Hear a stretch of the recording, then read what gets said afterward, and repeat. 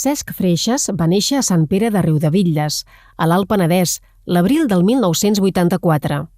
Va iniciar la seva activitat com a cantant i escriptor de cançons el 2004. En aquests més de 15 anys ha realitzat al voltant de 2.000 concerts. El 2005 va editar el seu primer disc, 7 voltes a Rebel. L'any següent, sota el nom de Les veus dels pobles lliures, es va dedicar a fer homenatges a cantautors internacionals com ara Silvio Rodríguez, Víctor Jara, Ovidi Montllor, Raimon i Bob Marley. Van seguir El camí cap a nosaltres, el 2007, La mà dels qui t'aspiren, el 2009, Tocats pel foc, el 2012, Protesta, el 2014, Proposta, el 2017, Festa Major, el 2019 i Memòria, aquest 2021.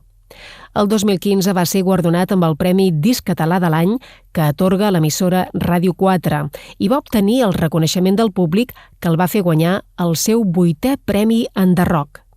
Des del 2005 és l'organitzador al seu poble natal de la trobada de cançó d'autor dels Països Catalans.